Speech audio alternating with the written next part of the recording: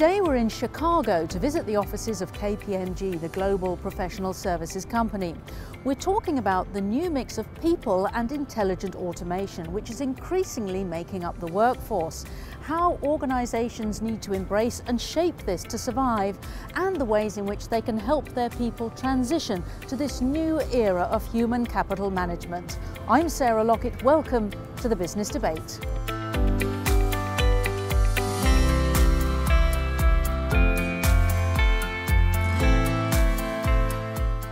With me now is Claudia Saran, People and Change Leader at KPMG US. Thanks for joining us on the Business Debate. I'm happy to be here, Sarah. So how significant are the changes that are happening to workforces both now and in the future?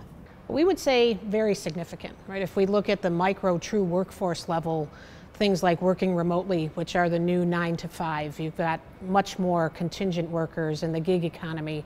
At the macro level, just you and I as humans, we're living longer, right? At the 100-year life. So that gives us 2, 3, 10 careers in our lifetime. But I think probably most importantly, we're seeing this convergence of human resources with what we would call disruptive technology or intelligent automation. And how do we use the latter to really enhance our workforce today? And you're taking what you call a people-centric approach rather than the doom and gloom of the robots are taking over. And so what do you mean by that? Absolutely, and maybe our recent thought leadership, the title might say it all. We call it Rise of the Humans. There's a Rise of the Humans too as well. And absolutely, I think from a client-centric point of view, we're trying to say put people first. And when you're thinking about how disruptive technologies can enhance what you do today, make sure you're putting that from a human resource perspective first and foremost. And you say this ability to transform the workforce into a mix of intelligent automation and humans is really critical to whether businesses are successful. Now, why is it so important? Probably two key reasons. One, there is inherent cost efficiency to that. So if you're not trying to tackle that, likely your competitors are to some economic advantage. But probably most importantly, there is truly forward thinking in thinking about how does work best get done, what's the right mix, if you will, of human resources and disruptive technology.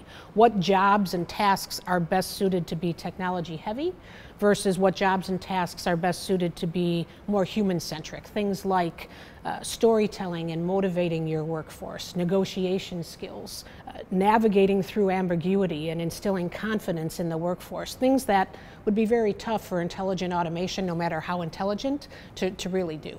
What's the hardest part of this to get right, in your view? I think what we find in working with clients across different sectors, the toughest part is staying true to your vision and your business strategy and weaving together the story to say, we're going to enhance this complement of human resources and disruptive technology for the good of who we want to be as an organization, for the good of our current business strategy, not a sort of sidebar experiment, if you will. So people are living longer, as you say. We may have 80-year-olds in the workforce. And how does this change what HR needs to be doing? Well, I think there's a responsibility that HR has when you have multiple generations in your workforce, 20-year-olds to 80-year-olds in many cases. How do you bring that together for competitive advantage? Things like innovative ways to have your employees learn and develop from one another, cross-mentoring and cross-coaching programs. But the interesting twist for HR is they can be using intelligent automation for their own function, right, to help them with things like recruiting and performance management and overall learning and development. How are they going to leverage disruptive technologies within HR? Talent strategy used to be all about diversity, inclusivity, and now it's also about this mix of intelligent automation and humans. And are we putting too much onto HR, asking them to do too much? Well, I don't think it's solely HR's responsibility.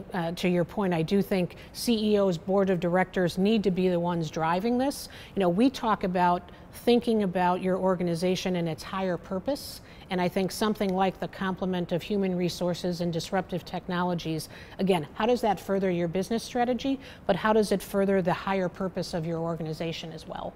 And working with your clients, do most companies know what they need to do about this or don't know at all? Where are they on that scale?